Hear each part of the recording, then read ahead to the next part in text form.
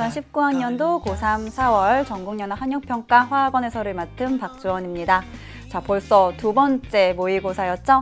이번 4월 학평 어땠는지 그 총평에 대해서 잠깐 이야기하고 넘어갈까 해요. 여러분들 우리 사이트에서 아마 등급 컷 확인들 하고 계시고 있죠? 네, 맞습니다. 3월 학평보다는 조금 더 평이했다라고 하는 것이 선생님이 풀어본 결과 여러분들한테 말씀드릴 수 있는 요소가 되겠는데요. 아마 3월 달에 봤던 부분들, 자기가 부족했던 부분들 잘 채우신 친구들은요, 4월 학평에서 훨씬 더 좋은 결과를 얻지 않았을까라는 희망을 선생님 가져봅니다. 아마도 킬러 문제라고 생각했던 부분이 아주 어렵지는 않았다라고 느끼셨을 것 같아요. 그래도 실수를 하신 친구들이 있다면 괜찮습니다. 내가 왜 실수했는지, 어떤 부분을 어떻게 채워나가야 되는지를 확실하게 알고 가면 되니까요. 자, 나머지 문항들은요, 아주 난이도 하 이런 문제들은 또 그렇게 많지는 또 않았습니다. 하지만 우리 벌써 수능 개념부터 해서 수능 특강까지 열심히 공부하고 있잖아요. 그러한 문제들, 난이도 중에 해당하는 문제들은 실수하지 않았다면 여러분들 다 맞추셨을 거라고 생각을 합니다. 자, 어쨌든 4월 학평 어렵지 않았다, 다소 평이했다라고 하는 것이 선생님의 총평 한 줄 정리가 되겠습니다. 눈여겨볼만 한 문항 5개 문항 선생님 소개해 드릴 텐데요. 오답률 베스트 5입니다.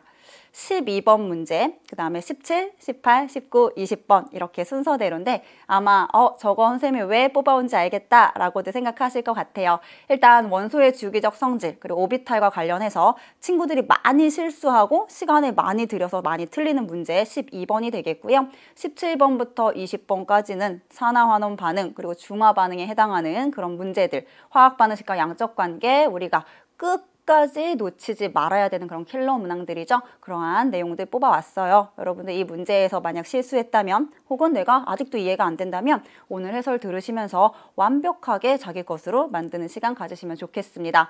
자, 총평은 여기서 마무리하고요. 우리 이제 본격적인 문제풀이 시작해 보도록 하겠습니다.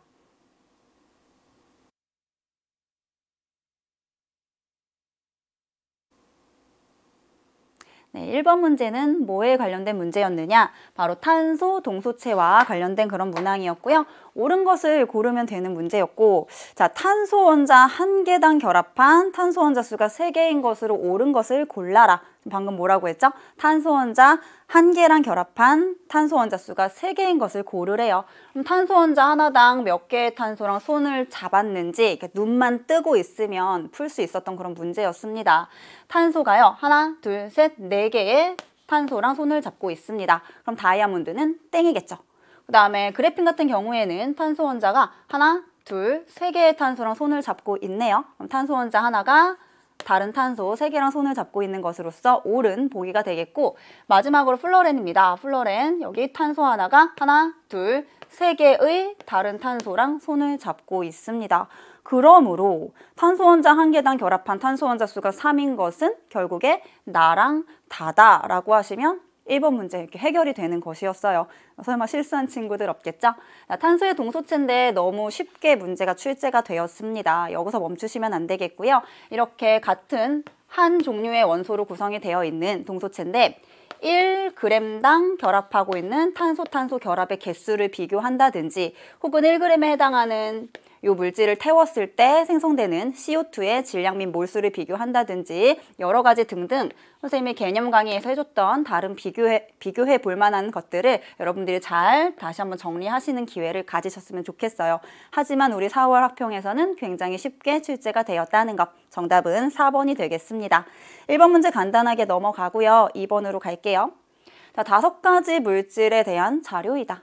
자, 여기 보면 5가지 물질, 가는 뭔지는 모르겠고 그 다음에 네온, 그 다음에 CO2, NH3, Na2, CO3 이렇게 나와 있어요. 근데 조건이 뭐다? 이 5개의 물질 중에 화합물이 3가지고 분자는 4가지래.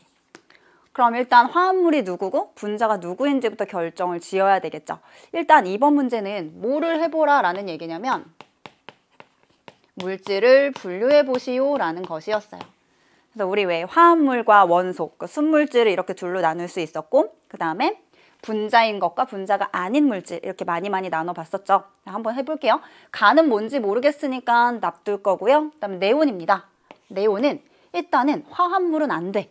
왜? 화합물의 정의는 두 종류 이상의 원소가 결합된 물질로서 지금 현재 네온 같은 경우에는 한 종류로 되어 있으므로 화합물은 아니야. 그러니까 제가 화합물 X라고 한번 표현을 해볼게요. 화 X. 그럼 분자일까요? 그죠? 네온은 분자가 맞습니다. 18족 비활성 기체로서 얘는 단원자 분자의 형태가 되는 것이죠. 화합물은 아니지만 분자는 맞아요. 그 다음에 옆에 있는 CO2입니다. C랑 O라고 하는 비금속 원소들의 공유결합으로 만들어진 물질이죠. C랑 O라고 하는 두 종류 이상이 만났으므로 얘는 화합물도 맞고, 그죠? 그 다음에 분자로도 존재하고 있습니다. 그 다음에 NH3 역시나 두 종류 이상으로 되어 있죠. N과 H, 그리고 공유결합 물질이므로 분자로 존재를 하고 있고요. 마지막에 나와 있는 Na2CO3입니다. 어디에 집중해야 될까요? 그죠? 금속과 그 다음에 비금속들의 모임. 금속과 비금속의 만남은 크게 보면 이온 결합 물질이라고 했고요. 이렇게 금속을 포함하는 애들은 분자로 존재할 수 있다 없다? 분자로 존재하지 않는다 라고 했었습니다. NA랑 C랑 O라고 하는 세 종류의 원소로 되어 있기 때문에 일단은 화합물은 맞는데 근데 뭐는 아니다? 분자로 존재하지는 않는다. 자, 그럼 일단 화합물은 세 가지래. 얘 화합물이죠. 누구? CO2 화합물, 그 다음에 NH3 화합물, Na2CO3가 화합물이에요. 화합물이 세 가지래. 그럼 간은 일단 뭐가 돼야 돼? 화합물은 되면 안 되는 거죠. 얘는 한 종류로 구성된 원소에 속해야만 하고요. 네, 분자는 네 가지래. 분자에다 동그라미 한번 쳐보면 분자 여기, 그죠? 얘도. 그 다음에 분자, 그 다음에 얘도 분자, 얘는 분자 아니에요. 근데 네 개래요. 그럼 간은 뭐가 돼야 된다? 원소이면서 분자인 물질을 골라야 된다라는 뜻이 되겠죠. 자, 정답이 어디 있었습니까? 1번에 H2 완벽하죠? 분자로 존재하면서 한 종류로 구성이 되어 있는 원소가 되겠습니다. 그래서 2번의 정답은 1번에 있었어요. 자, 이제 3번 문제 넘어가 보도록 하겠습니다. 옥텟 규칙과 화학 결합을 연결시킬 수 있는지를 물어보는 좋은 문제가 되겠는데요. 일단 X, Y, Z이 누군지 바로 알 수 있는 이유는 전자의 개수를 싹 다 세면 그 원자의 번호가 나오는 것이고, 그럼 우리 원자 번호 1번부터 20번까지는 외우고 있으므로 X는 누구? 하나 있네, H. Y는 이거 몇 개예요? 8개죠? 그래서 8번 산소. 그 다음에 얘는 하나, 둘, 셋, 넷, 다섯, 여섯, 일곱, 여덟, 9개. 그럼 9번 플루오린이 되겠다. 일단 다 정했고요. 문제 두 번째 줄 끝에 보시면 가와 나에서 Y와 Z는 옥텟 규칙을 만족한다라는 얘기가 나와 있습니다. 가와 나라고 하는 어떤 물질이에요. 우리가 이걸 만들어야 되는 건데 이 화합물들에서 Y라고 하는 애랑 Z라고 하는 애가 최외곽의 전자를 몇 개 채워? 8개를 채우는 그런 결합을 한다라는 뜻입니다. 한번 해볼까요? 간은 X랑 Y로 되어 있대요. 그럼 H랑 O로 구성되어 있는 화합물을 생각하시면 되는데 보통은 우리가 제일 처음으로 생각할 수 있는 것은 H2O가 가장 먼저 생각나죠. 근데 얘는 공유결합의 개수가, 공유전자쌍의 개수가 3개래. 근데 만약에 내가 얘를 H2O라고 생각을 했다면 공유전자쌍의 개수 몇 개밖에 없어요. 2개밖에 안 생기게 되는 것이죠. 그래서 간은 H2O가 아니라는 거야. 그럼 H랑 O로 구성된 물질 중에서 공유전자쌍의 개수가 3개가 그려지는 애는 뭐가 있을까? 우리가 배운 것 중에서 생각하시면 됩니다. 누구? 여기 O 하나만 더 적어볼까요? 과, 산화, 수소가 되겠죠. H, 그 다음에 O, H 이렇게 하면 공유전자쌍 하나, 둘, 3개 이렇게 그려지는 분자가 될 수 있다는 겁니다. 간은요, 우선 H2O2라고 하는 물질이고요. 그죠? 그 다음에 얘가 옥텟 규칙을 만족하는지는 어떻게 확인해? 비공유전자쌍, 비공유전자쌍, 그 다음에 나머지 공유전자쌍까지 이렇게 합쳐보면 8개. 여기도 8개의 전자를 채우고 있다. 옥텟 규칙을 완벽하게 만족하고 있는 중이 되는 겁니다. 다음 나번은 뭐가 될까요? 나는 H랑 그 다음에 F랑 결합을 한대요. 근데 공유전자쌍의 개수가 1개래요. 그죠? H 하나에 결합할 수 있고요. 플루오린 1개에 결합할 수 있습니다. 그렇다면 얘는 바로 HF라고 하는 분자가 되겠죠. HF로 바로 결정이 납니다. 한번 구조식으로 그려보면 H랑 F. 자, F의 비공유 전자쌍이 이렇게 세 쌍이 있는 것이죠. 그래서 8개의 전자가 채워져서 옥텟을 만족하는 중입니다. 가랑 나의 분자식이 정해졌습니다. 옳은 것을 한번 골라볼게요. 기억번. 가의 분자식은 x2y2이다. x2y2이다. h가 x였고요. 그 다음에 O가 y였어요. 완벽하죠. 그래서 기억번은 정답이 되겠고요. 니은번. 나에는 극성 공유 결합이 존재한다. 비단 나에만 존재하느냐. 나에 일단 극성 공유 결합이 있니에요. H랑 F. 전기음 송도가 서로 다른 애들끼리 결합을 하고 있다면 무조건 극성 공유 결합을 하고 있다라고 얘기할 수 있다라고 했습니다. 나번 분자에는요, 극성 공유 결합이 있습니다. 그럼 가번에 대해서는 우리 어떻게 해석할 수 있을까요? 가번에도 H랑 O 사이 극성 공유 결합 존재하고 있죠? 대신에 O랑 O 사이는 같은 원자이기 때문에 무극성 공유 결합이라고도 볼 수가 있는 것이고, 어쨌든 지금 니은번에서 물어보고 있는 것처럼 나에는 극성 공유 결합이 존재한다. 그죠? 전기음 송도가 서로 다른 애들끼리 만나고 있다. 그래서 니은번이 정답이 되는 것입니다. 자, 마지막 디귿입니다. 비공유 전자쌍의 개수는 나가 가보다 크냐고 물어봤어요. 자, 가번에는 하나, 둘, 셋, 4개의 비공유 전자쌍이 있고요. 그 다음에 나번에는 하나, 둘, 3개가 있어. 그럼 어디 더 많죠? 가번에 오히려 더 많은 것이죠. 그래서 디귿번은 틀린 보기가 되겠습니다. 정답은 기역, 니은에서요. 4번에 있었어요. 이게 우리 3번 문제 해결. 4번으로 넘어가 보도록 할게요. 물질 X의 성질을 알아보기 위한 실험을 나타내었다. 가번 실험 과정. X라고 하는 물질의 불꽃 반응에 불꽃색을 확인한대요. 실험 결과 칸으로 갈게요. X의 불꽃 반응의 색깔이 노란색이었다. 자, 일단은 불꽃 반응 색깔이 나오는 거, 금속 원소나 혹은 금속 이온의 색깔이라고 보시면 되는 것이죠. 노란색이래요. 노란색이라면 어떠한 원소를 포함하고 있었다는 뜻? 그죠? 나트륨.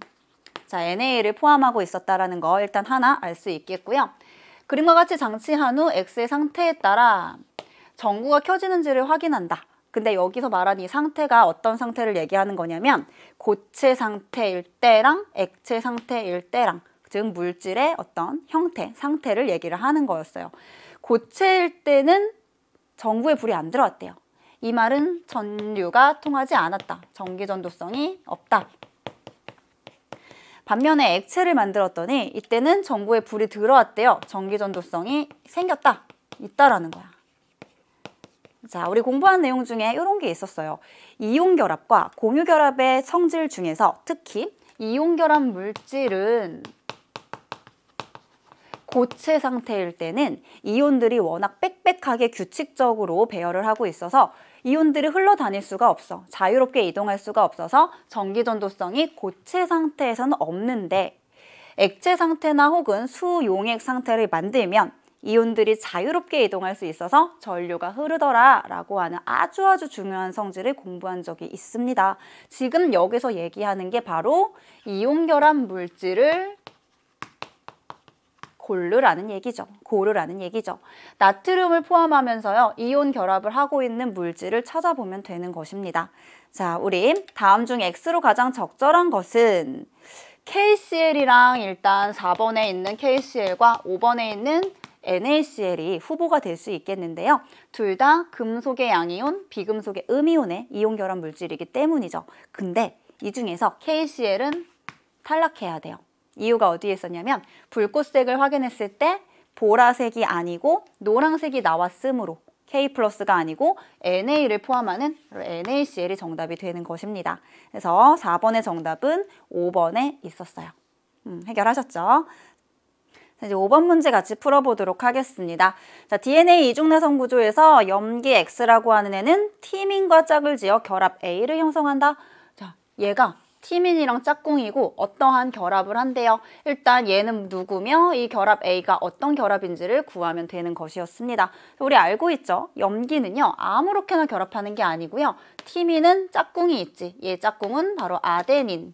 그 다음에 사이토신의 짝꿍은 바로 구아닌. 자, 지금은 내 짝꿍이 티민이니까 염기 X는 바로 아데닌이 되는 것이겠고요. 염기랑 염기 사이에 점점점, 즉 분자랑 분자 사이의 이 결합, 공유결합이라고 하시면 안 돼요. 공유결합은 원자랑 원자 사이의 결합이 되는 것이고요. 이 점점점 이 결합은 바로 수소결합이 되겠습니다. 자, 보기에서 정답을 찾아볼게요. 우리 보기 4번에 결합 A는 수소결합, 그 다음에 염기 X는 아데닌 이렇게 들어있었습니다. 정답 4번으로 골라주시면 됐었습니다. 자, 이제 6번 문제 갈게요. 6번 문제는 산과 염기의 정의와 관련된 문제였습니다. 반드시 한 문제 나온다라고 제가 항상 누누이 얘기를 했던 문제였는데 다 잘 맞추셨을 것 같아요. 자, 기억번부터 볼게요. 가에서 HI는 아레니우스의 산이다. 가번 반응에서 얘 역할을 한번 알아보래요. 일단 아레니우스의 산의 정의를 알아야 이 문제를 풀 수 있는 것이죠. 아레니우스가 정의한 산, 수용액에서 이온화하여 H+를 내어놓을 수 있는 물질이다 라고 했습니다. HI는요, 얘랑 반응했어요. 지금 AQ였으니까 수용액 상태 맞죠? 이래서 I-가 됐어요. 그럼 H+ 어디 갔지? H+를 남한테 준 것이죠.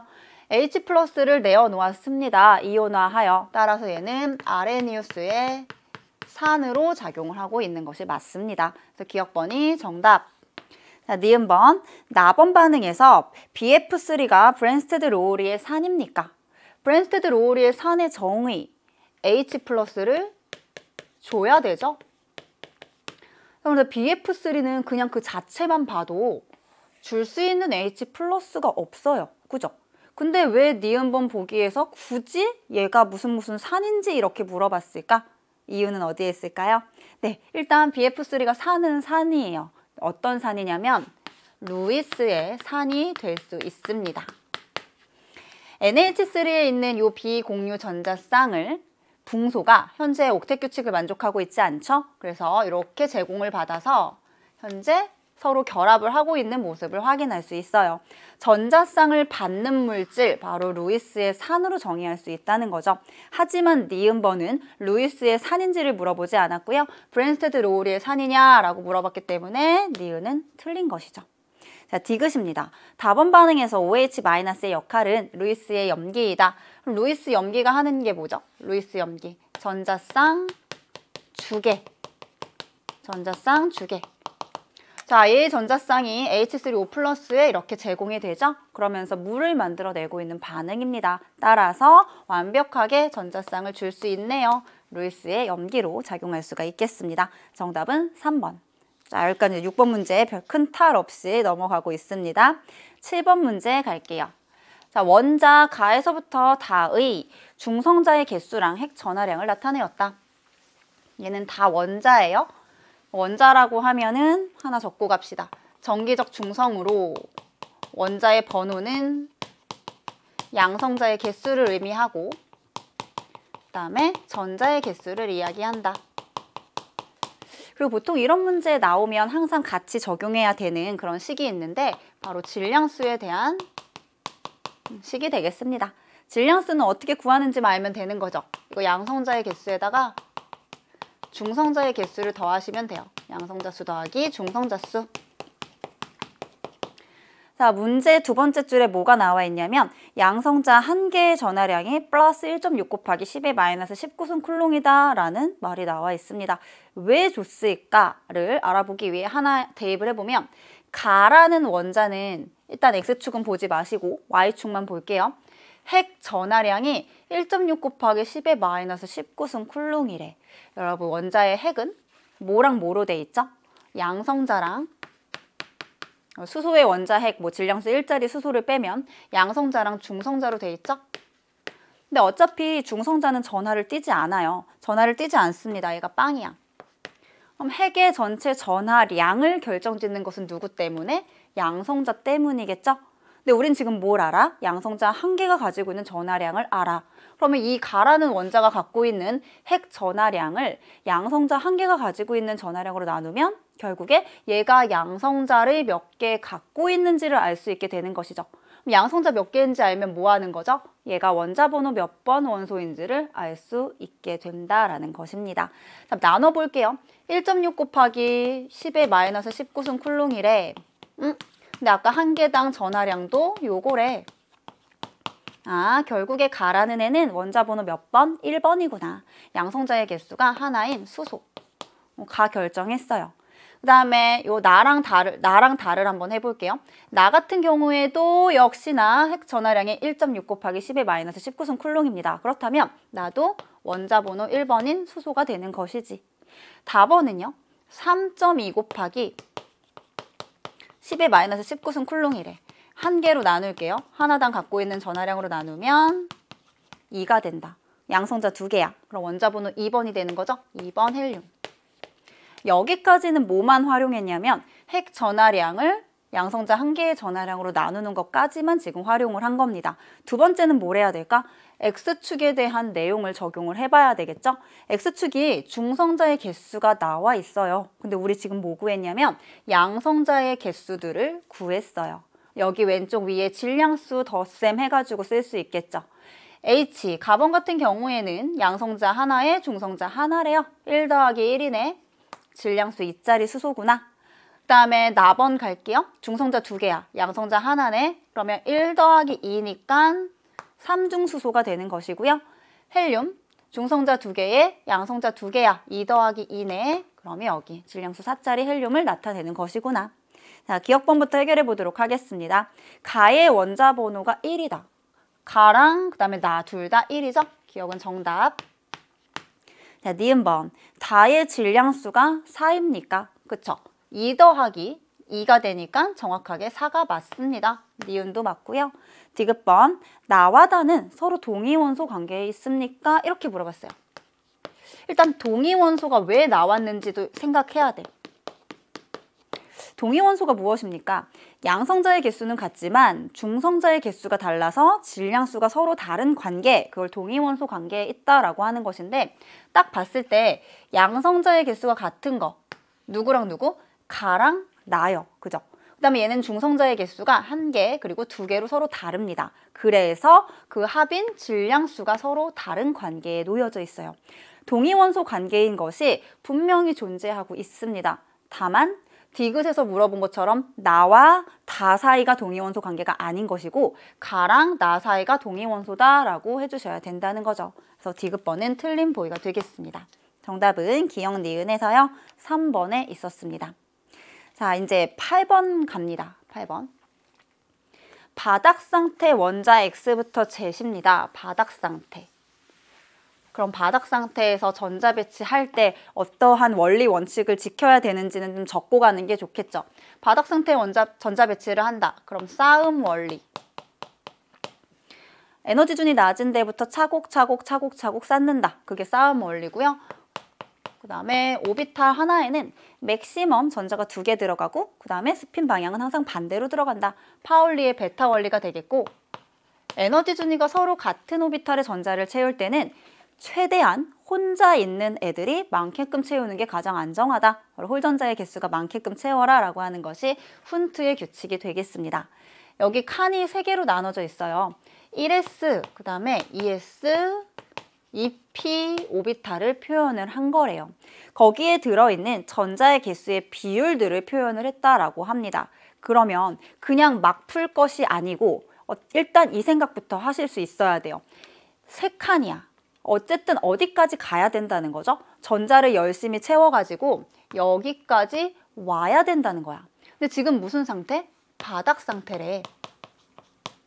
그럼 1s 오비탈에 몇 개? 2개 다 채우고 2s 오비탈에도 2개 일단 다 채우고 가야 된다는 뜻이에요. 그래야지만 p 오비탈의 전자를 뭐 1개 채우건 2개 채우건 3개 채우건 이렇게 채울 수가 있는 것이죠. 일단 1s에 2개 채워야 되고 2s에도 2개를 채워야 된다. 그렇다면 이 둘은 차지하는 비율이 뭐 같을 수밖에 없겠죠. 그죠? 그럼 p 오비탈이라고 하는 것은 맥시멈 전자가 몇 개까지 들어갈 수 있냐면 오비탈이 px, py, pz 3개 있으니까 맥시멈 6개 들어갈 수 있어요.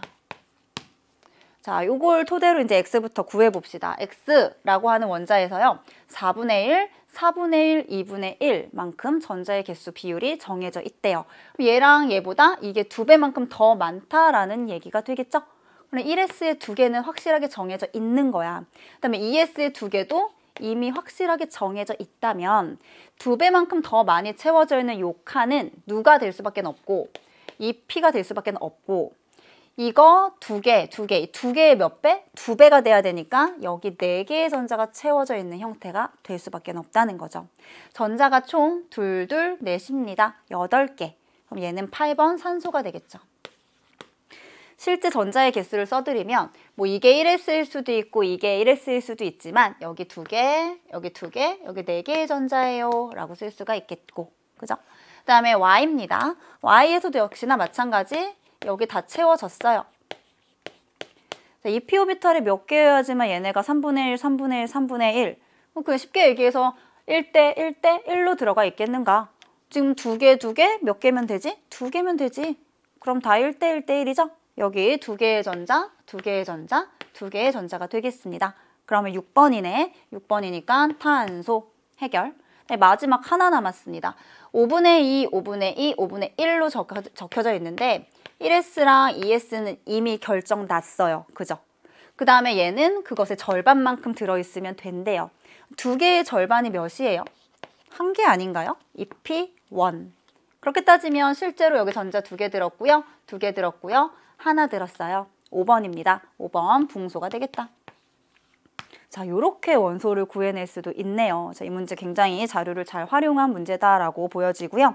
자, 기억번부터 해결해 보도록 하겠습니다. X는 산소이다. 그죠? 그래서 기억은 정답. 그 다음에 니은번. 원자과 전자의 개수가 Y가 X보다 많다. 원자과 전자의 개수는 뭡니까? 가장 바깥 껍질에 들어있으면서 화학결합에 참여할 수 있는 그런 전자를 우리가 원자과 전자라고 부르죠. 산소는 16족 원소로서 원자과 전자가 6개고요. 그 다음에 Y라고 하는 탄소는 14족 원소로서 원자과 전자가 4개입니다. 하는 김에 Z도 하면 Z는 13족 원소로서 원자과 전자의 개수가 3개가 되겠습니다. 자, Y랑 X를 비교했을 때 Y가 X보다 많으냐? 그렇지 않죠. X가 Y보다 더 많습니다. 니은번 틀렸다. 디귿번. 전자가 들어있는 p 오비탈의 개수는 X가 Z의 3배이다. 전자가 들어있기만 하면 됩니다. 4개 들어있네요. 그럼 여기다 직접 채워보면 훈트 규칙에 따라서 일단 홀전자 제일 많게끔 채우고 나서 어쩔 수 없어. 네 번째 거는 다음 3S로 갈 수는 없어요. 바닥 상태이기 때문에 이 중에 어느 하나에다 넣어가지고 일단 채워야 돼.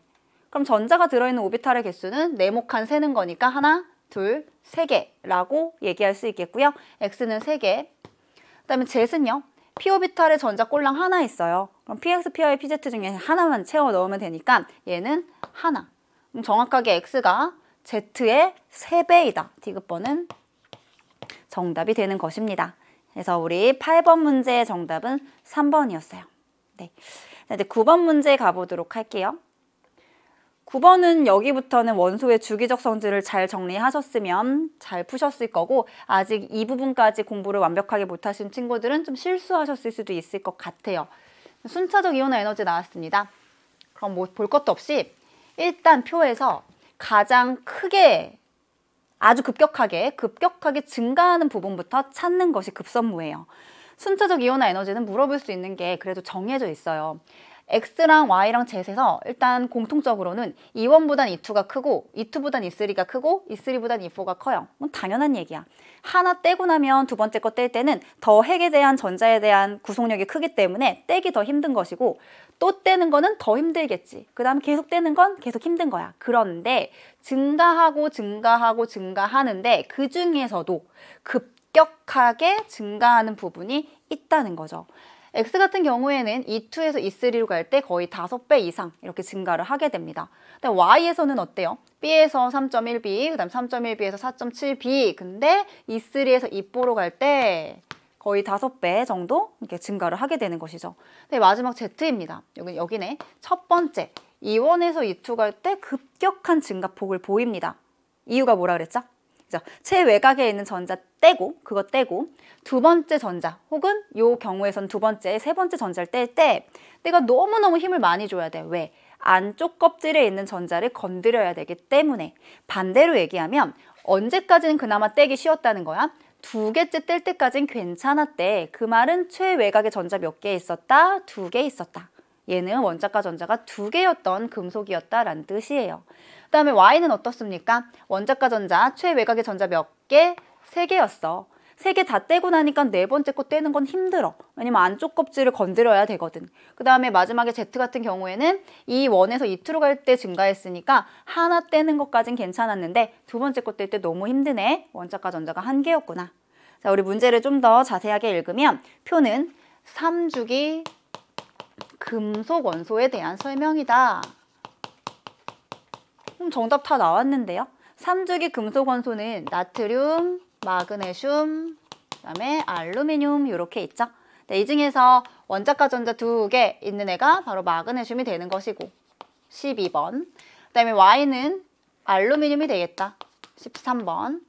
네, 마지막에 하나의 원자과 전자를 갖는 Z는 나트륨이 되는 것입니다.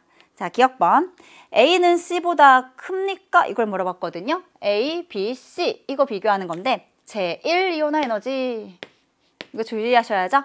이온화 에너지에서는 일단 일반적인 경향성부터 공부하셔야 되고요. 그리고 예외 구간을 반드시 암기하고 계셔야 됩니다. 같은 주기에서 웬만하면 보통은 증가해요. 뭐가? 이온화 에너지가. 왜냐하면 유효액 전하가 증가하기 때문에 전자를 떼는 것이 어려워지거든요. 하지만 어디서? 2족과 13족, 여기 이렇게 표현을 좀 해보면 2족과 13족과 그 다음에 15족과 16족, 바로 여기서 예외 구간이 등장을 하게 됩니다. 2족, 13족, 그 다음에 15족, 16족. 이유에 대해서는 여러분 다 알고 계실 거예요. 오비탈의 전자 배치랑 관련이 있었죠. 오비탈의 에너지 준위랑 관련이 있었습니다. 자, 그러면 과연 이 예외 구간에 얘네가 속하느냐? 만약에 속하지 않는다면 원자 번호가 큰 애가 가장 이온화 에너지가 크다라고 해주시면 되는 경우가 된다는 겁니다. 그런데 지금 누가 있어? 2족과 13족에 딱 껴져 있어요. 나트륨 여기 있고 마그네슘 여기 있고 알루미늄이 여기 있어. 그럼 여기 뒤집어지네. 그죠? 그러면 순서대로 한번 표시를 해보면 누가 제일 크다? A가 가장 큰 이온화 에너지를 갖는 거고 제1 이온화 에너지 A가 제일 크고 그 다음에 누구예요? B가 되겠죠? B가 그 다음이고 그 다음이 C가 되겠다. 그래서 기억번에 A가 C보다 크다. 정답이 되겠습니다. 기억번 맞고 자, 니은번 원자 반지름 물어봅니다. Y가 X보다 크다 라고 했는데 Y는 원자 번호가 제일 커요. 같은 주기에서 사이즈 어떻게 되니? 원자 번호 증가할수록 유효액 전하가 크기 때문에 더 사이즈가 줄어든다고 했죠? 그렇다면 Y가 이 중에 번호가 제일 크니까 사이즈는 제일 작다라고 해주셔야 되겠죠? 니은번은 땡. 그 다음에 디귿번 원자과 전자가 느끼는 유효액 전하는 제시 X보다 크다. 원자과 전자가 느끼는 유효액 전하 역시나 같은 주기에서 원자 번호가 크면 크다라고 해주시면 되는 겁니다. 따라서 제시 X보다 큰 게 아니고 X가 Z보다는 크다라고 해주셔야 되겠죠. 디귿번도 틀렸다. 정답은 기억번 하나로만 골라주시면 되겠습니다. 이 문제 첫 번째 발문을 잘 읽었으면 실수 안 하셨을 수도 있겠고 아직 여기서 어떤 순서로 문제를 풀어야 되는지 아직 감이 안 잡히시는 친구들은 여기서 괜히 시간 좀 낭비하셨을 수도 있을 것 같아요. 다시 한번 잘 정리하시면 좋을 만한 문제였고요. 이제 10번 문제 넘어가 보도록 하겠습니다. 자, 같은 온도와 같은 압력에서 기체, 가나에 대한 자료이다. 같은 온도, 같은 압력이래. 그럼 뭐 적용할까요? 아보가드로 법칙 적용해야지. 기체의 부피는 기체의 분자수, 기체의 몰수랑 비례한다. 이거 한번 활용해 볼 거고요. 가나는 각각 XY2 혹은 X2Y 중에 하나래요. 결정해야겠고 그 다음에 원자량은 X가 Y보다 크다. 그렇구나. 자, 우리 원래 하던 대로 갑시다. 저랑 같이 공부하신 친구들은 세 줄 쓰기 하고 문제 바로 푸셨을 거예요. 질량비부터 쓸게요. 가랑 나가 누군진 모르니까 일단 이렇게 써놓고 자, 질량비 W 대 EW래. 그럼 1대2라고 쓰면 되지 뭘. 그 다음에 난 부피지만 내 눈엔 이게 몰수로 보이면 좋겠죠? 왜냐면 부피랑 몰수는 비례하니까 얘네들의 몰수비가 5대 8이래. 그럼 한 줄 더 적어야지. 세 줄 쓰기 해야 되니까. 분자량비는 몇 대 몇일까? 분자량이라고 하는 것이 바로 몰수분의 질량이잖아요. 그러면 5분의 1 대 4분의 1이야. 그럼 4대 5다. 이렇게 쓸 수 있어요. 그럼 어쨌든 분자량이 정확하게 일단 몇인지는 모르고 비율만 정해봤는데 4대 5인 거 보면 얘가 더 무겁다는 거죠. 나번에 해당하는 애가 더 무겁대요. 문제 발문에 뭐라고 했습니까? 원자량이 x가 y보다 크다 그랬어. 그럼 xy2랑 x2y 중에 누가 더 분자량이 클까요? 더 원자량이 큰 x를 2개 가지고 있는 x2y의 분자량이 더 크겠죠. 그럼 바로 5에 해당하는 요 나번이 x2y가 되는 것이고 더 가벼운 얘가 xy2가 될 수밖에 없다는 겁니다. 다 구했는데요. 자, 기억번. 기체의 몰수는 가가 나보다 크다. 아니요. 지금 같은 온도 같은 압력이니까 부피랑 몰수가 비례해요. 그러면 나가 가보다 더 많이 들어있는 거예요. 그래서 기억은 틀렸다. 니은번. 가가 xy2다. 맞아요. 더 분자량이 작은 바로 xy2가 가가 되고요.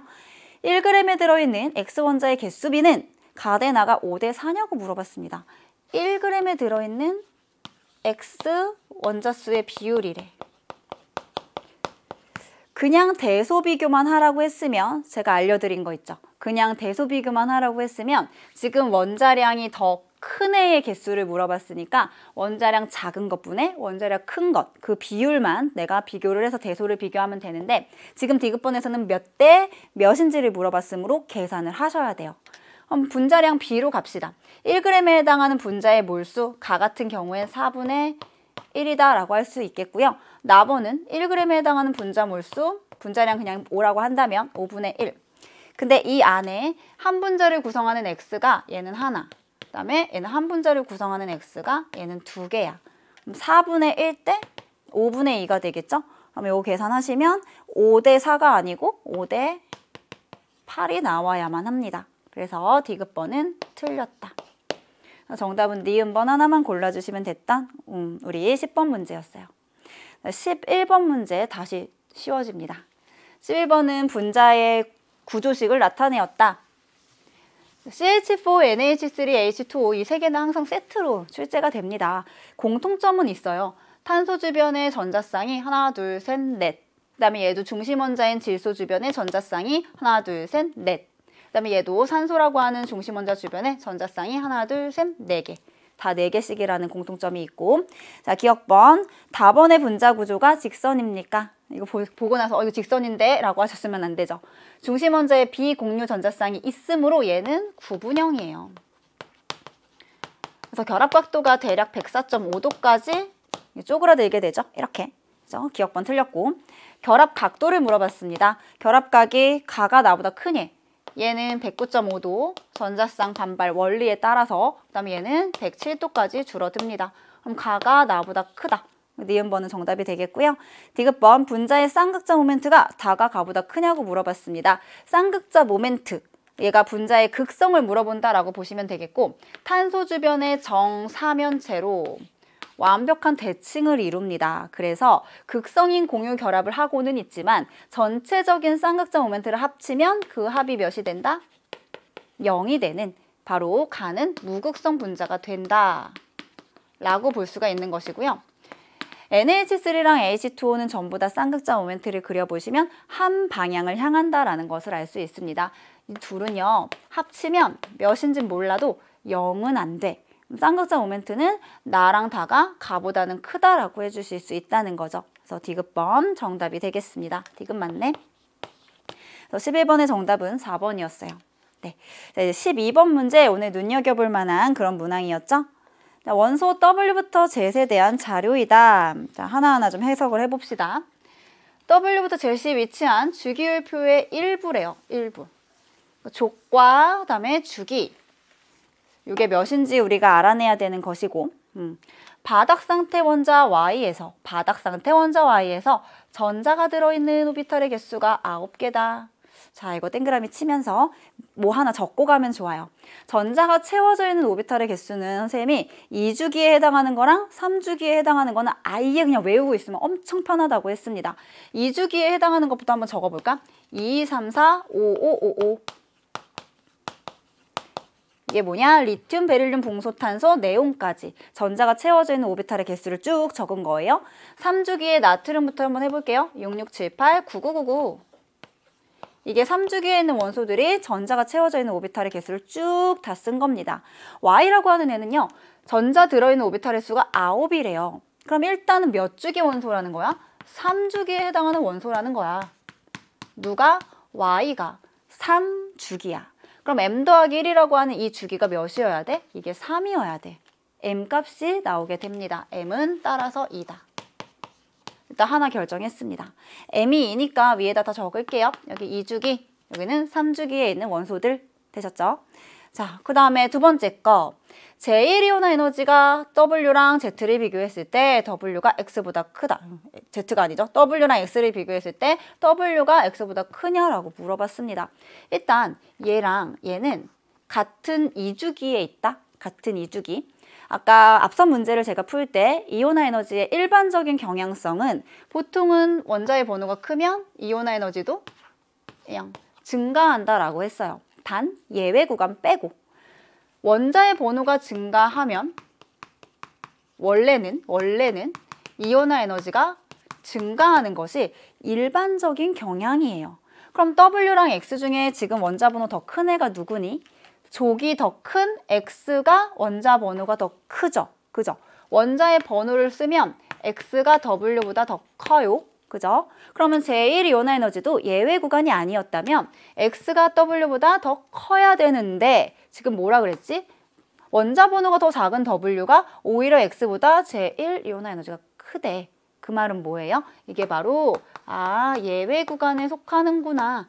원자 번호가 더 작지만 걔가 더 이온화 에너지가 크구나. 그럼 몇 족과 몇 족이라고 보면 돼요? 2족과 13족, 15족과 16족에 해당하는 그런 예외가 된다는 거죠. 아까 뭐라고 했습니까? 얘랑 얘는 지금 같은 족에 있는 애인데 9999니까 여기 뭐부터 시작? 인, 3주기, 여기 인, 황, 염소, 그 다음에 아르곤. 그 다음에 여기 555에 해당하는 걸 쓰면 NO, F, N이 이렇게 쓸 수가 있는 거예요. 그럼 어디랑 어디게? 여기겠죠? 15족과 16족, 15족과 16족. 여기 바로 이 예외 구간에 속하는 애들이다. 그럼 하나하나 한번 적어봅시다. Y는 P, 인이고 W는 질소, 그 다음에 X는 산소, Z는 S, 황. 다 구했습니다. 기억번부터 갈까요? M 더하기 N이 17이냐고 물어봤습니다. 얘 몇 족이라고? 15족이야. 그럼 N 이퀄 15네. M 더하기 N 하시면 정확하게 17이다 라고 할 수가 있겠죠? 기억번 정답. 니은번 전기음 성도가요. X가 Y보다 크냐고 물어봤습니다. X는 산소, 그 다음에 Y는 P야. 전기음 성도는 외우지 않아도 돼요. 전기음 성도는 경향성만 알면 돼. 18쪽 일단 빼고 오른쪽 위로 갈수록 전기음 성도 증가한다. 이거 하나 아시면 된다고 했죠? 그러니까 2주기에 있는 애가 3주기에 있는 애보다 전기음 성도 크다라고 하면 돼요. 니은번 정답. 다음 디귿번 바닥 상태 배치에서 홀전자의 개수가 W가 Z의 2배냐고 물어봤습니다. W, 홀전자 몇 개? 3개죠. Z요, 홀전자 몇 개? 2개죠. 그럼 2배 아니고 1.5배이다 라고 해주셔야 되기 때문에 디귿번은 틀린 보기가 되겠습니다. 자, 이 문제 굉장히 자료를 잘 활용한 문제가 되겠습니다.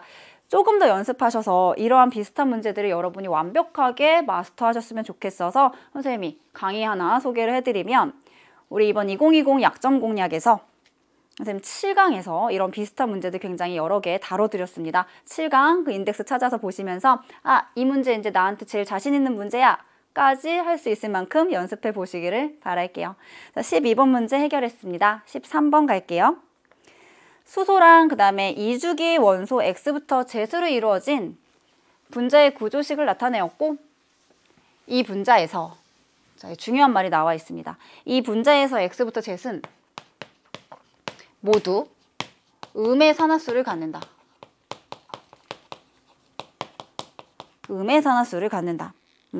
그럼 우리한테 뭐 하라고 했냐면 X, Y, Z의 산화수를 각각 구하라고 문제 주어졌습니다. 이거 갑자기 왜 나올까? 산화수 얘기를 물어보면서 음의 산화수라는 조건을 준 이유가 뭘까? 이 문제는요. 전기음 성도를 이용해서 이 공유결합 물질에서의 산화수를 계산을 해보라는 거예요. 어렵지 않아요. 둘이 비교를 해서 전기음 성도가 더 크면 전자쌍을 내가 데려오는 거고 전기음 성도가 약하면 전자쌍을 뺏기는 거야. 전자를 데려오면 마이너스의 산화수가 되는 것이고 전자를 데려오면 마이너스, 전자를 뺏기면 플러스의 산화수가 될 수밖에 없다는 거예요. 여기서 얘를 볼까요? 요 Y라고 하는 애의 특징을 보면 얘도 음의 산화수를 가져야 돼. 그럼 X랑 Z 중에 누구 하나보다만 전기음 성도가 크면 안 돼. 만약에 Y가 X보단 커서 전자를 데려와요. 근데 Z보단 작아서 하나 뺏겨요. 그럼 빵이 되겠죠, 산화수가. 근데 얘도 마이너스의 산화수를 갖는다라는 것은 이 Y라는 애는 X한테서도 전자를 데려오고 Z로부터도 전자를 데려올 수밖에 없는 애라는 거예요. Y의 전기음 성도가 일단 제일 큽니다. X나 혹은 Z보다. 자, 그럼 얘를 보자. 얘는 지금 얘한테 뺏겨, 하나, 그죠? 근데 마이너스를 갖는다는 건 수소보다는 전기음 성도가 큰 원소라는 뜻.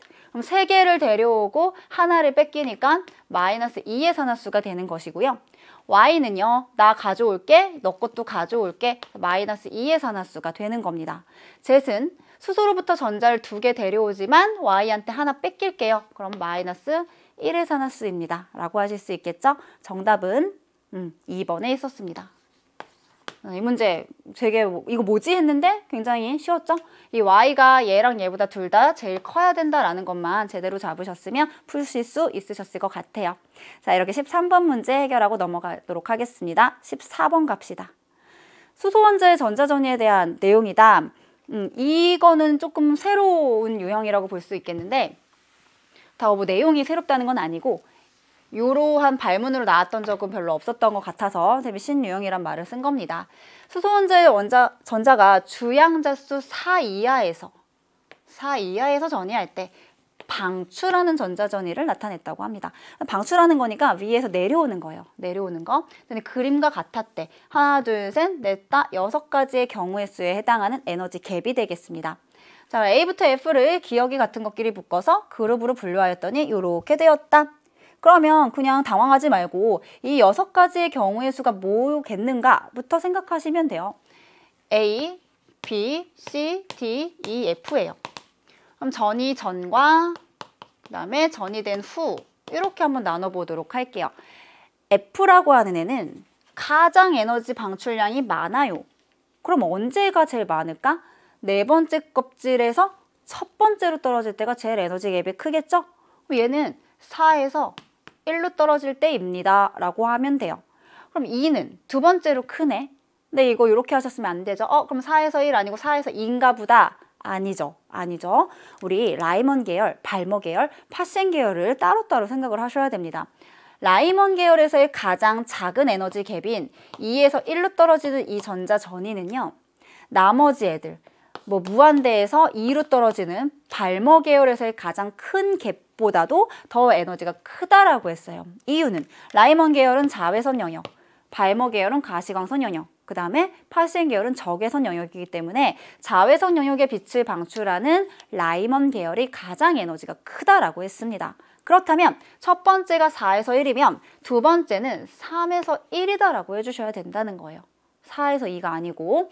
그럼 세 번째로 큰 거는 2에서 1로 떨어지는 것이라고 쓸 수 있겠죠. 됐습니까? 그럼 얘는 4에서 2로 떨어지는 것이에요 라고 쓸 수 있겠고요. 3에서 2로 떨어지는 것 하나 남았네. 제일 작은 거 파센 계열 4에서 3으로 떨어지는 거. 그럼 6가지의 경우의 수에 대한 모든 경우를 우리가 다 지금 예측을 한 겁니다. 자, 전자전이를 뭐가 같은 것끼리 묶으면 요렇게 될까? 일단 1번 A는 홀로 있어야 돼요. 같은 게 없어야 된다는 거죠.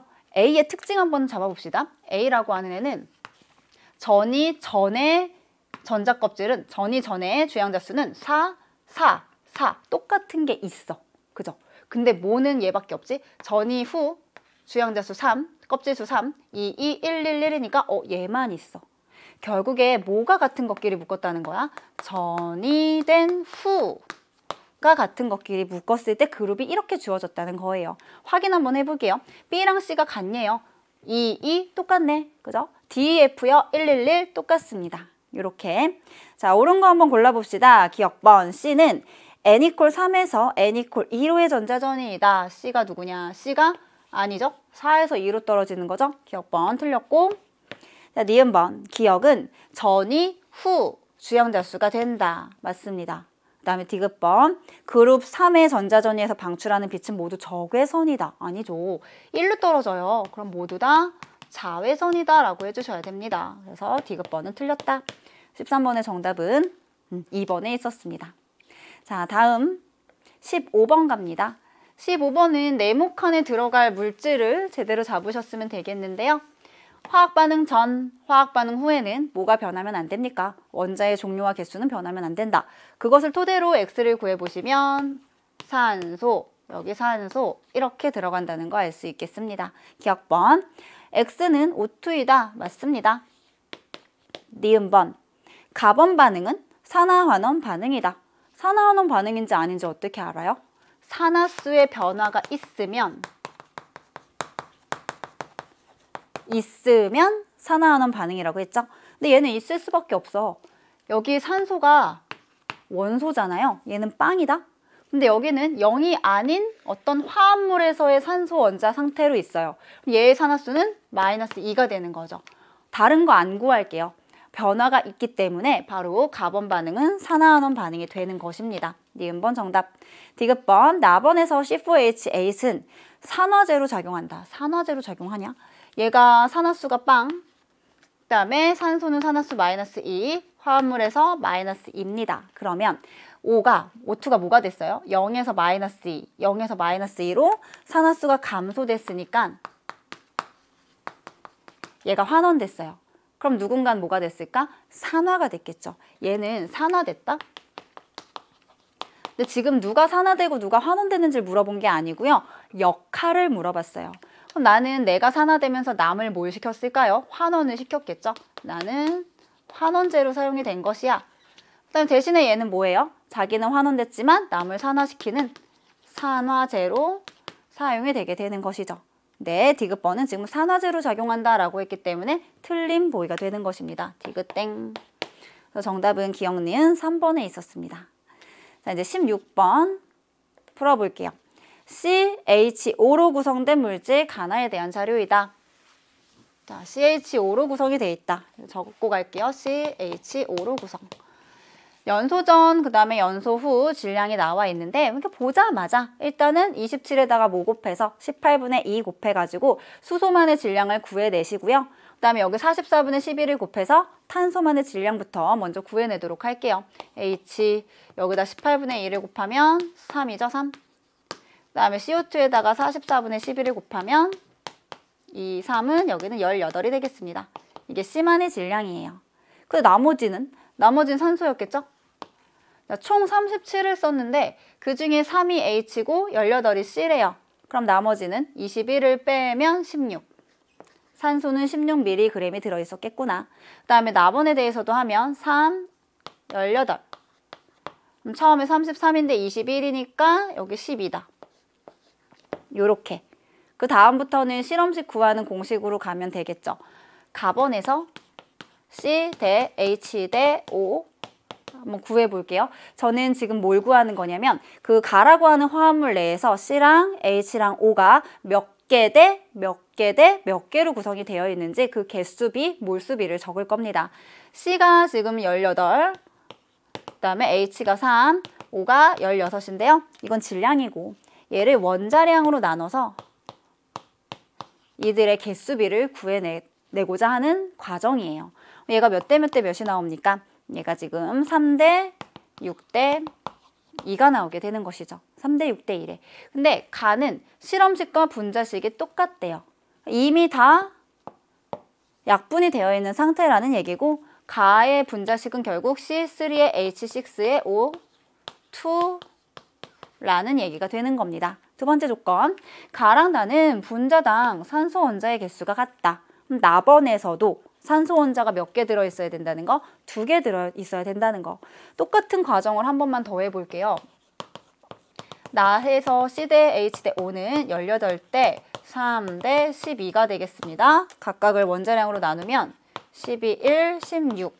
자, 요거 계산하시면 이게 몇 대 몇이냐면 3 대 다시 이게 몇 대 몇이 나오냐면 2분의 3 대 3 대 4분의 3이 나와서 4를 곱해 볼게요. 그러면 6대 12대 3. 이게 3으로 나누면 2대 4대 1이 나와요. 그럼 이게 가장 간단한 어떤 실험식일 때의 이들의 비율이 되겠죠. 근데 아까 뭐라고 했냐면 분자당 산소의 원자의 개수가 같대. 그럼 산소가 한 개가 아니고 몇 개? 2개인 상태여야 된다는 거예요. 그럼 나번에 해당하는 분자식은 C4에 H8에 O에 2이 될 수밖에 없다는 겁니다. 실험식이 이게 아니라는 게 아닙니다. 실험식은 이건데 분자식은 얘랑 산소 원자수를 똑같이 맞추면 C4H8에 O2가 되더라. 정답은 5번에 있었습니다. 이거 16번 당연히 나올 문제였죠? 근데 아주 어렵지는 않았습니다. 정답 5번. 17번입니다. 바로 이게 오늘 오답률 베스트 5에 들어있었던 문제였죠. 중화 반응과 관련된 문항이 되겠고요. 우리 문제를 좀 읽어볼게요. 그림은 HCl 20ml에 NaOH를 Xml를 첨가할 때의 상황을 나타낸 것이다. 그렇다면 일단은 HCl이 20이 있었어요. 얘를 이제 중화시키기 위해서 NaOH라고 하는 염기를 첨가하고 있는 상황이다라는 뜻이 되겠죠. 일단 우리가 뭐부터 했어야 되냐면 바로 이 A이온의 수라고 할 때 이 A이온의 정체부터 먼저 밝혀야 됐었습니다. A이온은 일단 H 플러스 아니면 뭐 Cl 마이너스 둘 중에 하나였을 텐데 보통은 이런 문제 풀 때 구경꾼인 경우가 많긴 해요. 근데 얘는 구경꾼이 아니었습니다. 만약에 얘가 구경꾼 이온이었다라고 한다면 어떠한 모순이 발생하는지 한번 보세요. Na 플러스 같은 경우에는 넣어주는 부피에 비례하여 증가하는 양입니다. 구경꾼 이온으로서. 그럼 넣어주는 양에 정비례하는 그래프가 그려질 것이고 A이온의 개수가 얘가 Cl-였다면 얘는 처음이나 나중이나 아주 나중이나 원래 들어있던 양 그대로기 때문에 여기가 불변이 돼요. 분모는 불변인데 분자는 넣어주는 부피에 정비례하는 그런 양이라면 지금과 같이 기울기가 점점점 증가하게끔 그려질 수가 없다라는 것입니다. 그럼 어떻게 해야 저렇게 증가하는 그래프가 그려질 수밖에 없을까? 바로 분모가 반응을 할 때 이렇게 감소하는 양을 갖는 어떤 이온이었어야지만 지금과 같이 그래프의 기울기가 증가할 수 있는 이러한 경향성이 나타날 수 있다는 겁니다. 그럼 누구밖에 없어요? 구경꾼 이온은 아니래. 알자 이온이란 뜻이죠. H 플러스가 바로 A 이온이었다라는 뜻이 되겠습니다. H 플러스다. 자, 그럼 일단 난 알았어. 얘가 H 플러스고 OH 마이너스가 들어오면 물을 만드느라고 그 양이 줄어들겠지. 그죠? 일단 여 안에 H 플러스랑 Cl 마이너스가 몇 개 있는지 모르겠습니다. 그래서 그냥 M개라고 할게요. 제 맘대로. M개 들었다라고 가정하고요. NaOH를 10ml 넣었을 때, 그 다음에 NaOH를 Xml 넣었을 때 각각의 숫자가 찍혀 있어요. 2분의 1, 4, 이거 이제 활용하면 되겠죠. 자, 근데 일단 하나 생각할 거. 어쨌든 계속 기울기가 존재하고 있고 그 양이 있다는 것은 H 플러스의 개수가 0이 되는 순간은 아니라는 뜻이야. 염기를 부어주는데 H 플러스가 0이 안 된대요. 그 말은 요 지점이나 일단 둘 다 중화점 이전에 대한 그래프가 된다라는 뜻이죠. 즉 H 플러스의 개수가 OH 마이너스의 개수보단 더 많은 상황이다 라는 해석을 할 수가 있는 겁니다. NaOH 10ml 안에 NA랑 OH 마이너스가 몇 개인지 모르니까 N개 들었다라고 할게요. NaOH를 10 넣었을 때 아직 중화 전입니다. 그렇다면 저 A이온의 개수는 몇 개가 남았을까? H 플러스랑 OH 마이너스는 1대1로 만나서 물을 하나 만듭니다. 여기서 그러면 M개의 H 플러스는 N개의 OH 마이너스랑 반응해서 물 만들었어요. 근데 요만큼 남았네. 이거 분해 Na 플러스의 개수 N개, 이게 몇이야? 2분의 1이라는 뜻이에요. 그럼 이거 정리하면 2N 이퀄 n-n이니까 3n은 m이 됩니다. 자, 일단 이 식을 하나 구할 수가 있는 것이고요. 똑같은 거 한번 이 xml에다 다시 한번 대입을 해보면 NaOH xml 안에는 NA랑 그 다음에 OH-가 L개 들어있다라고 한번 가정을 해보도록 할게요. 여기에 대해서 한번 더 쓰는 겁니다. M개의 H 플러스에서 L개가 반응에 참여하고요. L개의 NA가 이렇게 존재를 하게 되는데 그 비율이 지금 4에 찍혀 있습니다. 그럼 식을 정리하게 되면 4m-4l이 L로서 4m 이퀄 5L이 되네. L에 대해서 정리할게요. 5분의 4m입니다. 우리 아까 m이 뭔지 구했는데 m은 3n이래요. 여기다 3n 한번 대입해보자. 5분의 10이다. 5분의 12n이 과연 몇 ml일까? 어떻게 구할 수 있을까요? 여기 있어요. NaOH 10ml의 n개다. NaOH 10ml의 n개예요. 그러면은 5분의 12n개면 10ml의 5분의 12배가 되겠죠. 따라서 24ml가 바로 X에 해당하는 양이 되는 것입니다. 자, 기억번부터 해결해 보도록 할게요. A이온은 H 플러스이다. 맞습니다. 여기. 그래서 구경꾼 이온 아니고 알자 이온인 H 플러스가 맞고요. 단위 부피당 이온수의 비율은 HCl과 NaOH가 3대 2인지를 물어보았습니다. 단위 부피당이래. 그럼 같은 부피로 환산해 볼까요? 일단 M은 3N이라고 했습니다. 20ml의 3N이래요. 얘는 10ml의 N이다. 이거 20으로 불려볼까요? 20N은 2N이 되겠죠. 그럼 정확하게 3대 2다. 니은번 정답이 되겠고요. 자, 디귿번 X 이퀄 24다. 맞아요. X는요. 5분의 12에다가 10을 곱한 24ml. 정답은 기역, 니은, 디귿이었습니다. 자, 이 문제에서 첫 번째로 해야 될 게 뭐였다고요? 이거요. 일단 A 이온이 누군지부터 결정을 했었어야 되겠고요. 두 번째는 요거식 하나, 요거식 2개, 요거식 3개. 3개의 식을 사용해서 여러분들이 X가 몇이었는지를 구해내는 것. 이게 우리가 두 번째로 해야 될 일이었다.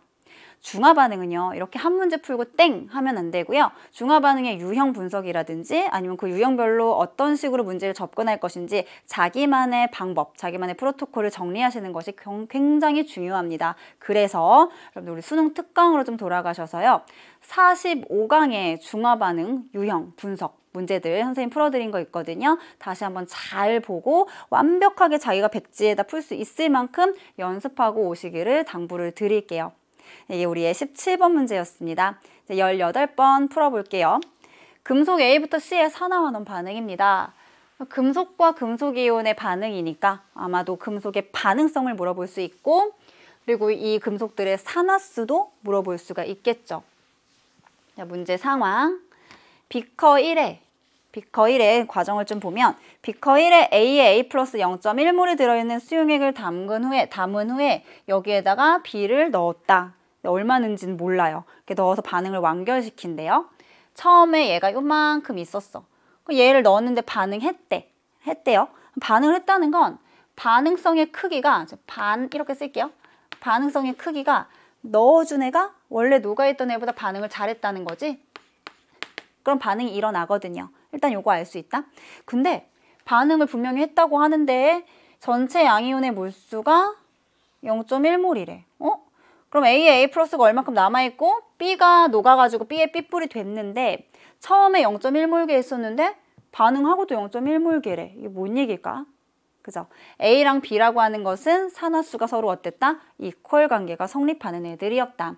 하나 없어질 때 하나 생기고요. 2개 없어질 때 2개 생기고 그것은 언제 가능해요? A랑 B의 산화수가 같을 때 가능한 얘기가 되겠죠. A 이퀄 B가 되는 겁니다. A는 B는 같다. 다음에 두 번째 상황입니다. 두 번째는 비커 2에다가 B에 B 플러스 0.06몰을 넣고 그 다음에 C를 넣어서 반응을 완결시킨대요. 반응을 완결시켰더니 양이온의 종류가 오로지 얘 하나밖에 안 남았어요. 그 말은 뭐냐면 원래 있었던 B의 B뿔이 모조리 다 환원이 됐다는 거죠. 모조리 다 환원됐어. 반응이 일어났네요.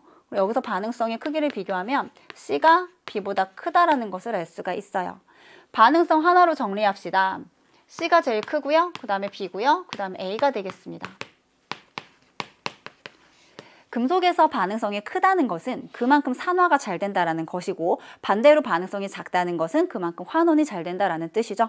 일단 이렇게 됐고 두 번째에서 우리가 또 적용해야 되는 산화환원 반응에서의 중요한 핵심 개념은 무엇이냐면 반응에 참여하는 애들의 입자수의 비 0.06과 0.04는 뭐에 반비례한다?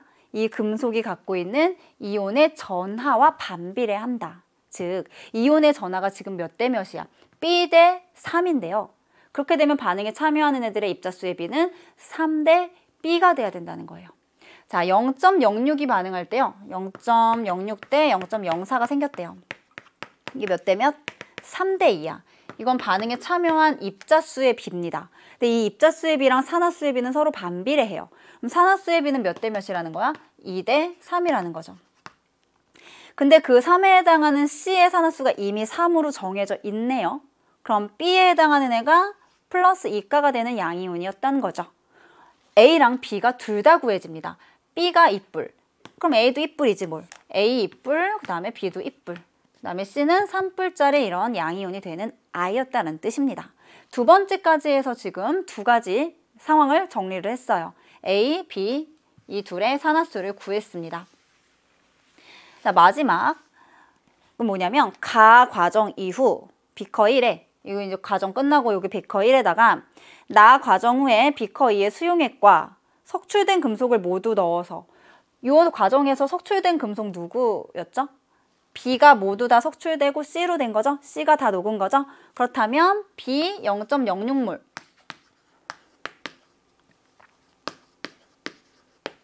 이것까지 넣어가지고 지금 반응을 완결을 시킨다라는 뜻이에요. 여기 보니까 답원에서 B의 B 플러스랑 C의 3 플러스 해가지고 총 X몰 이렇게 나와 있는데 지금 뭐가 없죠? A의 A 플러스가 분명히 어느 정도 남아 있었는데 답원 반응에서 없죠. 그 말은 뭐다? A의 A 플러스가 뭔가 환원이 됐구나 라는 것을 알 수가 있고요.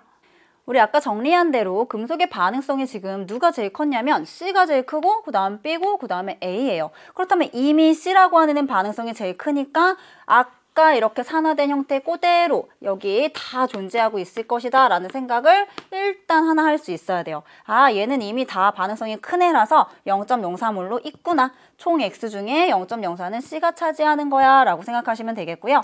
얘는 뭐냐? 얘 B의 B 플러스. 지금 아까 나번에서 석출된 얘를 넣어가지고 반응을 시킨다라고 했어요. 그럼 B랑 여기 있는 A와의 관계를 보면 B랑 A 누가 더 반응성이 커요? 얘가 더 커요. 그럼 A가 만약에 이온으로 존재하고 있었다면 B랑 A랑 반응해서 얘가 뭐가 된다? 환원이 될 거라는 뜻이에요. 아, 그럼 여기 다시 넣어준 요 B랑 반응을 해서 A라고 하는 것은 A의 A 플러스에서 A로 환원이 되고 B라고 하는 금속은 B의 B 플러스로 산화가 되겠구나. 근데 아까 뭐라 그랬지? A랑 B는 산화수가 똑같아. 그럼 얘가 없어지는 만큼 B가 또 생길 거니까 어쨌든 전체 개수의 변화는 있다 없다? 없다라는 뜻이에요. 그러면 우리 한번 해볼까? 요 X라고 하는 전체 양이온의 몰수는 결국에는 X 이퀄 C라고 하는 0.04몰 C의 3 플러스죠? 그 다음에 남아있었던 A의 A 플러스는 이 단계에서 B 얼만큼과 함께 모조리 다 반응을 할 것이기 때문에 요 0.1 변하지 않는 이 값 이것과 합이 똑같다라는 뜻이 되는 거예요. 어차피 없어지는 만큼 B 이온이 생기는 거니까. 그래서 여기서 결국 X 이퀄 0.14라는 식이 하나 얻어지게 됩니다. 그래서 하나는 해결했고, 자, 그 다음 단계는 일단 좀 미지수를 이제 사용을 해야 됩니다. 우리가 처음에 얘를 얼만큼 쓴지 아직 모르거든요. 그래서 이거 우리가 구해야 돼요. 처음에 도대체 B를 얼만큼 썼길래 A라고 하는 애가 0.1 중에서 얼만큼은 남았고 얼만큼만 환원이 됐을까? 자, 일단 근데 A가 남았다라는 것은 내가 넣어준 B는 이 상황에서 모두 다 반응에 참여는 했다는 거죠. 그렇게 했음에도 불구하고 내가 좀 모자랐기 때문에 A의 A 플러스를 모두 다 산화시키지는 못했다는 거예요. 환원시키지는. 자, 그럼 한번 식을 요 오른쪽에다 한번 적어보도록 할게요. A의 A 플러스랑 A의 E 플러스겠죠? A의 E 플러스랑 B랑 반응을 합니다. 그럼 A랑 B의 E 플러스가 되겠죠. 처음에 A의 E 플러스가 0.1몰 있었고 B가 얼만큼 는지 몰라요. 그럼 M몰 넣었다 할까? M. 근데 얘가 남았어. 그 말은 얘는 다 반응했다는 거예요. 이게 M몰 다 반응을 합니다. 1대1로 반응하죠? 얘도 M몰 반응할 것이고 M몰 생기고 M몰 생기겠다. 자, 이 식을 한번 쫙 정리를 하면 0.1 마이너스 M 빵 M M 이렇게 쓸 수 있다는 거. 그래서 지금 제가 식을 하나 다 적어놨고요. 이렇게 하나 적었고 두 번째로는 어떤 식을 쓸 수가 있느냐? 이제 여기서 이 단계 넘어갈 때 식을 한 번 더 써야 되는데 그 식에 대해서는 요 밑에다 한번 적어보도록 할까요? A의 E 플러스랑 B랑 반응을 하여 A랑 B의 입불이 된다 라고 하는 이 식에서 이제 출발을 해보도록 할게요. 자, 0.1-m이 남았어. 언제? 여기. 가에서 요만큼 남았잖아. 이게 0.1-m몰만큼 남은 거예요.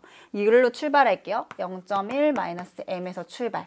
근데 답원에서는 A의 A 플러스가 없어졌네. 전부 다 환원이 됐다는 거죠. 요 값 전체가 이제 반응에 참여하는 겁니다. 0.1-m. 얘랑 얘는 1대1로 반응할 거야. 그럼 얘가 마이너스 0.1-m만큼 반응하고 A랑 B의 E 플러스가 똑같이 0.1 플러스 m개, 0.1 플러스 m개 이렇게 생성이 된다는 거죠. 좀 길게 쓸게요. 찍 지우고 A 플러스 B의 E 플러스 네, 이렇게 적을 수가 있겠죠. 여기 이제 처음 값을 적어야 되는데 여기가 지금 아까 나번 상황에서 모두 다 석출된 B를 다시 답원에다 넣는다고 했어요. 몇 몰이요? 0.06몰이요. 0.06으로 출발합니다. 0.06. 그죠? 그 다음에 여기랑 여기도 처음에 M으로 출발을 해야 돼요. M과 M 이렇게 출발을 시켜보도록 하겠습니다. 자, 그렇게 해서 쭉 정리를 하면 빵! 없잖아. A에 A 플러스 이제 다 환원돼서 빵이죠? 그 다음에 요거 계산하면 M-0.04. 그 다음에 얘는 어때요? 0.1, 얘도 0.1 이렇게 쓸 수 있겠죠? 0.1과 0.1입니다. 자, 그럼 여기가 몇이어야지만 여기 나와 있는 이 숫자, 우리 아까 이거 0.14로 구했죠? 이 값이 나오겠는가? 이 값이 0이 돼야지만 가능할 수밖에 없다는 거죠. 그래서 M이 결국에 몇이 나온다? M은 0.04가 나오게 됩니다. 0.04다. 자, 그럼 한번 구해봅시다. 기억번에서 뭘 물어보고 있냐면 A가 2가 되겠습니까? 이렇게 물어보고 있습니다. A, B 둘 다 산화수입니다. 기억번은 정답이 되겠고요. 니은번 X는 0.12이다. 아니요.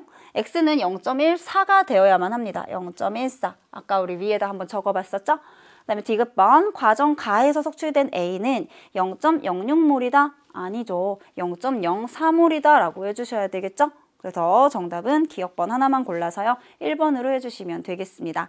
자, 이게 우리 18번 문제였고요. 너무너무 중요하다는 거 아시겠죠? 그래서 우리 2020 약점 공략 강의로 좀 가셔야 되겠습니다.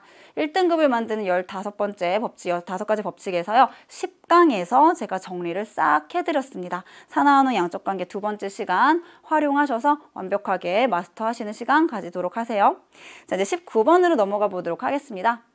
19번은 탄화수소랑 관련된 문제였고요. 당연히 우리가 이 조건을 보고 얘네가 어떠한 분자식을 갖는 애들인지 어떠한 구조를 갖는 것인지 결정하는 매우 대표적인 문제가 출제가 되었습니다. 공유전자쌍의 개수가 3A-1, 3B-1, 3C 플러스 1이다. 그리고 우리 문제를 보면 탄소수가 서로 다른 사슬 모양 탄화수소 사슬 모양 탄화수소이고 얘네들의 탄소수는 1, 2, 3 중에 하나래요. 탄소 개수 하나 아니면 2개 아니면 3개다 라는 뜻이 되겠죠? 그 다음에 공유전자쌍의 개수 사슬 모양에서 선생님이 정리해드린 게 굉장히 여러 번 있었습니다. 수능 개념에서도 정리해드렸고요. 수능 특강에서도 말씀드렸었어요. 사슬 모양에서 3N 플러스 1개의 공유전자쌍을 갖는 경우는 모두 다 단일 결합인 알케인의 경우 그렇다라고 얘기를 해드렸었고요. 그 다음에 3N-1에 해당하는 이 두 가지 경우는 둘 다 이중결합을 2개 포함하든지 아니면 3중결합을 1개 포함하는 경우에 바로 3N-1개의 공유전자쌍을 갖게 된다라고 얘기를 했었습니다. 그러면 A가 몇이 될 수 없다는 거 우리 알 수 있을까? A는 적어도 1은 될 수 없어요. A는 1이 될 수 없습니다. A가 1이 돼버리면 탄소의 개수가 하나니까 CH4밖에 안 나오죠? 그럼 CH4밖에 안 나오면 H 원자 한 개랑 결합한 탄소 원자 개수 한 개가 아니고 한 개죠. CH. H 원자 하나랑 결합한 탄소 당연히 한 개긴 한데 3A-1 공유전자쌍의 개수가 2개가 아니고 이렇게 4개가 나오게 되겠죠. 그러니까 A는 1이 될 수는 없어요. A 1 될 수 없습니다. B도 마찬가지야. B도 1 될 수 없어. 또 왜 될 수 없냐면 방금 얘기했잖아요. 2중이나 3중이 있어야 되는데 탄소가 하나면 전부 다 단일이야. 게다가 C는 C 사이에 관계도 없고 C랑 H 사이에만 단일 결합이 존재하기 때문에 A랑 B는 뭐가 될 순 없어? 1이 될 순 없다는 거예요. A랑 B는 둘 다 1이 안 되는구나. 그러면 A는 1이 될 순 2가 될 수는 있을까? A가 2라고 한번 가정해 보도록 하겠습니다. A에다가 2를 넣어볼게요. C 두 개에 H 이중결합을 만약에 삼중결합을 하나 갖는다고 치면 C2H2 이렇게 쓸 수 있겠죠? 그럼 봐봐. 여기까지는 괜찮아요. 근데 오른쪽에 뭐라고 했냐면 H 원자 하나랑 결합한 탄소 원자가 한 개여야 된대. 근데 C2H2를 해버리면 여기도 H 하나랑 손잡았고 여기도 H 하나랑 손잡아가지고 여기가 두 개가 돼야 돼요. 결국에 A는 1도 아닌 것이 2도 아닌 것이 그럼 뭐만 된다? 3만 되겠구나. 그래서 A가 탄소 3개짜리 탄화수소가 되는 것입니다. 탄소 3개짜리. 그 다음에 삼중결합 하나 포함하는 건 표현을 해보면 C3H4 C 삼중결합 H 이렇게 그리면 되겠죠. 그 다음에 두 번째, 그럼 나번이랑 다번에 대해서 해결하는 건데 얘는 알케인만 가능하고 C 벌써 얘가 3개를 가져갔으니까 2개 아니면 하나가 되겠죠. 근데 아까 B가 몇 개가 안 된다 그랬어? 하나가 안 된다며. 얘가 2개 가져가는 거예요. 이게 하나입니다. 아, 얘는 탄소 2개짜리 이중결합을 갖고 있는, 아니 삼중결합을 가지고 있는 그런 분자가 되겠구나. C2H2네. 아까 썼다 지웠던 거. H 원자 하나랑 결합하는 탄소는 2개겠구나. 이렇게 쓸 수 있겠고요. 서로 다른 탄소 수를 갖는다고 했으니까 얘가 바로 CH4가 되는 것입니다. CH4.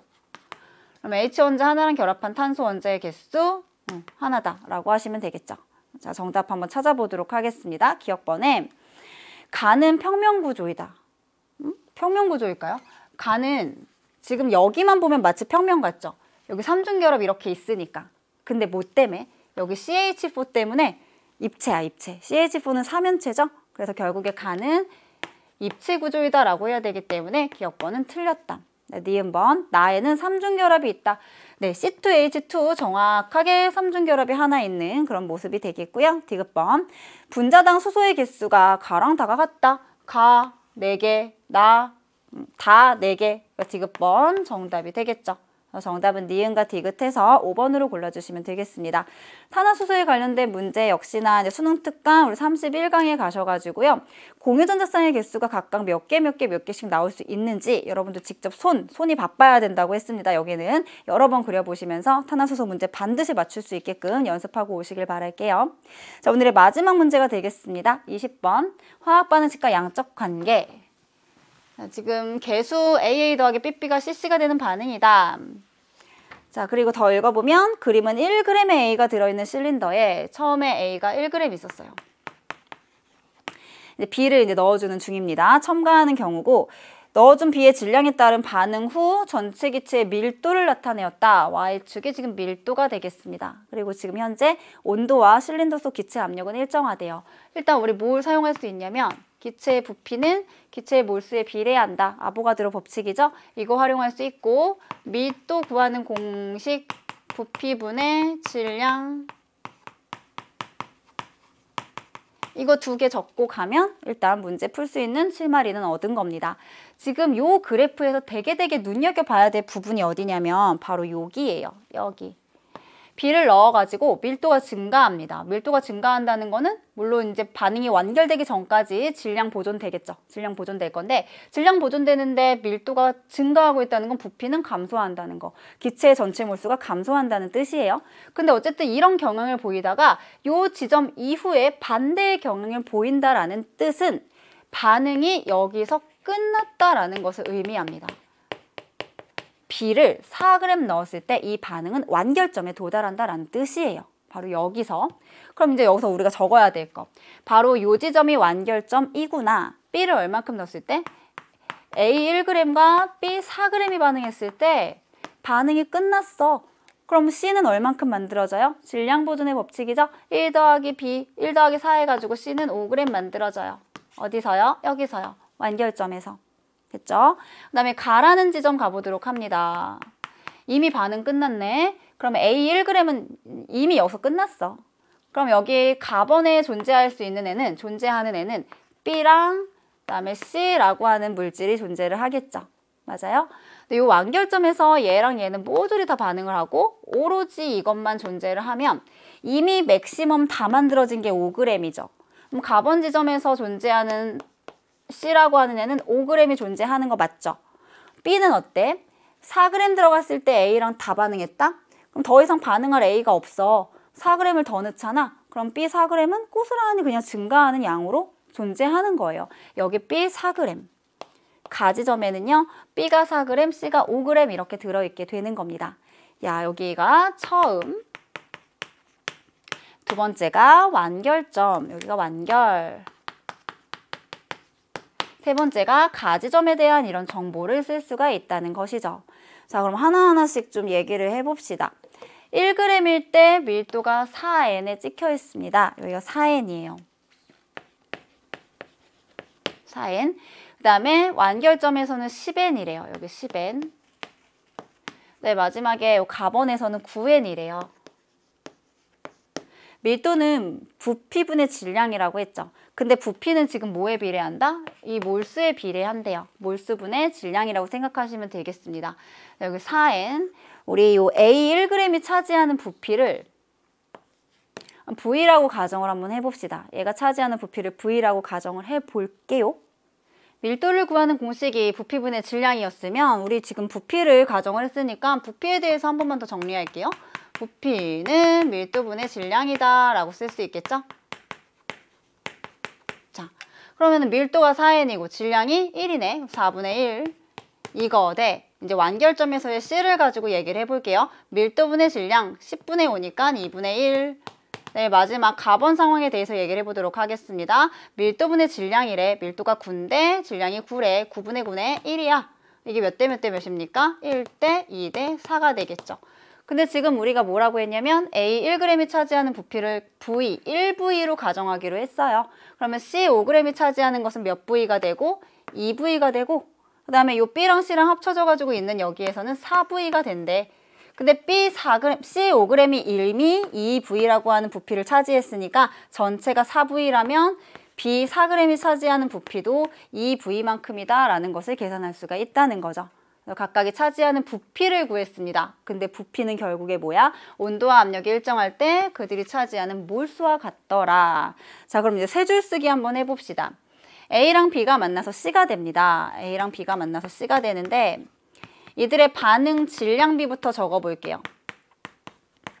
몇 대 몇? 완결점 보면 되죠? 1대 4대 5의 반응 질량비로 반응을 합니다. 1, 4, 5. 그 다음에 방금 부피를 구했잖아요. 몰수비가 몇 대 몇 대 몇이라고 하면 돼요? 1대 2대 2라고 해야 되죠? 1대 2대 2라고 해야 되죠? 1, 2, 1이라고 쓸 수 있습니다. 그럼 마지막 한 줄만 더 쓰면 돼요. 분자량비.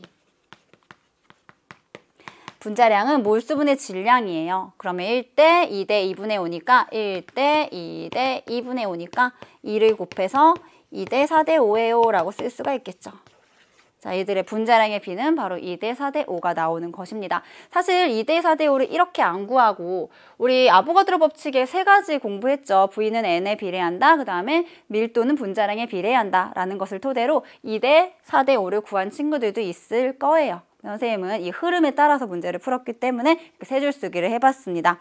기억번부터 해결해 보도록 하죠. 가에서 실린더 속에 들어있는 기체는 B랑 C다. 그죠? B 4g, 그 다음에 C는 이미 맥시멈만큼 만들어진 5g이 바로 들어있게 되겠고요. 기억번 정답. A 대 C가 1대 2냐고 물어봤습니다. A 대 C는 그죠? 1대 2의 몰수비로 반응에 참여를 하니까.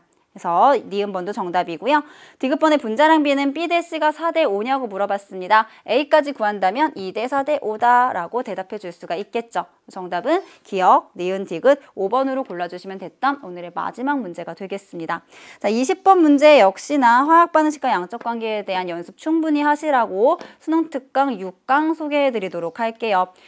제가 화학반응식과 양적관계를 크게 3시간으로 준비를 했었는데요. 그중에 이제 세 번째 시간 유형 분석한 거 잘 도움 받으셔가지고 화학반응식과 양적관계 이해 안 되는 부분이 있었으면 잘 해결하시는 시간 가지시면 좋겠습니다. 자, 여기까지 이렇게 문제풀이 마무리 해봤는데요. 언제나 모의고사 볼 때마다 선생님이 여러분한테 하는 얘기가 있죠. 우리 수능 본 거 아니라고 했습니다. 모의고사 치른 거고요. 아마 우리 친구들 대충 본 친구들 없을 거예요. 정말 주어져 있는 30분 동안 내가 할 수 있는 최선을 다하셨을 거라 선생님 생각합니다. 그렇다면 후회하지 마시고요. 내가 뭐 틀렸는지, 내가 뭘 못하는지, 혹은 나의 강점은 무엇이고 약점은 무엇인지를 완벽하게 정말 객관적으로 잘 파악하시는 시간으로 활용하시면 되는 겁니다. 그렇게 부족한 부분 채워서 여러분들 6월 모의평가에서는 정말 수능에서 받을 최고의 점수를 다들 받으시기를 선생님이 팍팍팍 응원해 드리도록 하겠습니다. 오늘 긴 시간 동안 너무너무 고생 많으셨고요. 선생님은 다른 강의에서 여러분들 기다리고 있겠습니다. 고생 많으셨습니다.